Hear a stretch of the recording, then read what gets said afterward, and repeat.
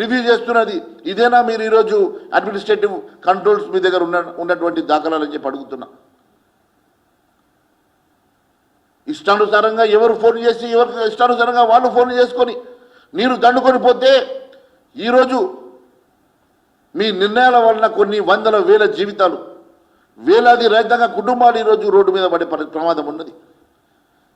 కొన్ని కోట్ల రూపాయల పంట చేతికొచ్చి పంట ఎండిపోతే కళ్ళ ముందు ఎండిపోయిన పంటను చూసి రైతాంగం ఈరోజు ఆత్మహత్యలు చేసుకునేటువంటి దుస్థితి ఏర్పడ్డది.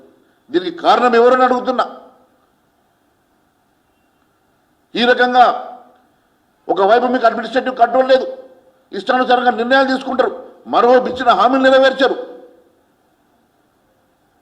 కనీసం మీరు ఇవ్వాల్సినటువంటి నీరు కూడా ఇవ్వలేనటువంటి దుస్థితిలో ఈ రాష్ట్రం ఉన్నదంటే ఇంతకన్నా శోచనీయం ఇంకొకటి లేదు అని చెప్పి నేను తెలియజేస్తా ఉన్నాను. వాటర్ అన్నిటికన్నా ముఖ్యమైనటువంటి నీటి మీద ప్రాపర్ మేనేజ్మెంట్ లేదు, కరెంటు కూడా సరిగ్గా వస్తలేదు.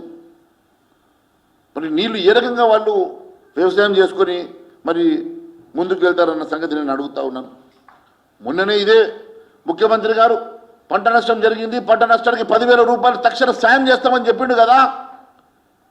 ఇప్పటి వరకు ₹1 అన్నా మంజూరు చేసినని అడుగుతున్నా. ఇక్కడ కూడా మళ్ళీ అబద్ధము, ఇక్కడ కూడా మళ్ళీ మోసమా? అరే నువ్వు ఇస్తామన్న 2 లక్షల రుణమాఫీ చేయకపోతేవి, 12,000 రూపాయలు రైతు కూలీలకు ఇవ్వకపోతేవి, 15,000 రూపాయలు కౌలు రైతులకు ఇవ్వకపోతేవి, కనీసం నువ్వు మొన్న ఒప్పుకున్నటువంటి 10,000 తక్షణ సాయం కూడా ఇవ్వలేనటువంటి దుస్థితిలో ఈ రాష్ట్ర ప్రభుత్వం ఉన్నదని అడుగుతున్నా. అంటే వాళ్ళకి ఇచ్చే డబ్బులలో కమిషన్ రావనే కదా, వాళ్ళకి ఇచ్చే డబ్బులలో బీ ట్యాక్సులు ఆ ట్యాక్సులు చేయలేమనే కదా. ఈ రైతాంగానికి మీరు ఈ రకంగా అన్యాయం చేస్తున్నారు.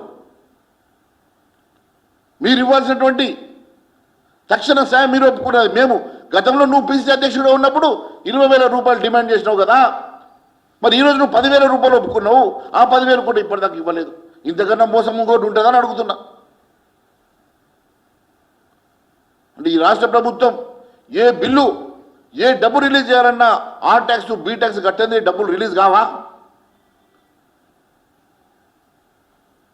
కేవలం అబద్ధ పునాదుల మీద నిర్మాణమైనటువంటి ప్రభుత్వం, అబద్ధాలే ఆసరగా చేసుకొని నడుస్తున్నటువంటి ప్రభుత్వం, పూర్తిగా ప్రజల్ని దగా చేస్తున్నటువంటి ప్రభుత్వం. నువ్వా మాట్లాడేది రేవంత్ రెడ్డి నరేంద్ర మోడీ గారి విషయం. మొన్నొచ్చి బడే బాయ్ అని చెప్తివి, మొన్న వెళ్ళి బడే బాయ్ నేను చోటే బాయ్ నువ్వు బడే బాయ్ అంటివి. ఇంతకుముందు కదా సోనియా గాంధీని దయ్యమని ఇప్పుడు దేవతను కొలుస్తున్నట్లు నిన్న బడే బాయ్ అని చెప్పేసి నిన్ననే అని ఇలా మళ్ళీ నమ్ము అంటే నమ్మించి మోసమంటావు. అరే నువ్వు కదా నిరుద్యోగ భృతి ఇస్తాను ఇవ్వలేదు, నువ్వు కదా నిరుద్యోగ భృతి ఇస్తా 4,000 రూపాయలు ఇస్తా ఉద్యోగాలు ఇస్తా క్యాలెండర్ ప్రకారం నేను నోటిఫికేషన్ ఇస్తా అని చెప్పి మేనిఫెస్టోలో మొన్నటికి మొన్న చెప్పి ఈరోజు మాట చెప్పినటువంటి నువ్వు ఈరోజు మా గురించి మాట్లాడే స్థాయి అని ఇదని అడుగుతున్నా. పూర్తిగా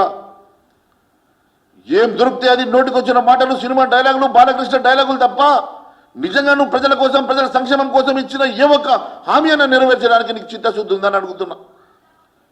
ఆలోచన ఉందా? దానికోసం కావాల్సిన నిధులు ఎట్లా సమకూర్చుకోవాలా, ఆ నిధులు ఏ రకంగా బడ్జెట్ అలొకేషన్ చేసుకోవాలని ఆలోచన ఉందని అడుగుతున్నా. కేవలం మాటలు చెప్పి మాయ మాటలు చెప్పి ప్రజల్ని మోసం చేసి మళ్ళీ మోసం చేసే ప్రయత్నం చేస్తున్నావు తప్ప ఈ ప్రజల కోసం ఈ ప్రజానికం కోసం నువ్వు ఇచ్చిన హామీల విషయంలో నీ మేనిఫెస్టో విషయంలో ఏ రోజున ఆలోచన చేసినావని అడుగుతున్నా. ఈ రాష్ట్ర ప్రభుత్వం కేవలం ప్రజల్ని మోసం చేయడానికి, అబద్ధం మాటలు చెప్పడానికి, ఎన్నికల సమయంలో మళ్ళీ ఏదో ఒక మాట ఇచ్చి ఓట్లు దండుకోవడానికి మాత్రమే మీరు ప్లాన్ చేస్తూ ఉన్నారు తప్ప అరే నువ్వు ఇచ్చిన హామీలు ఇంకా పూర్తిగా నెరవేరలే, కొత్తగా ఇంకొక హామీ అట.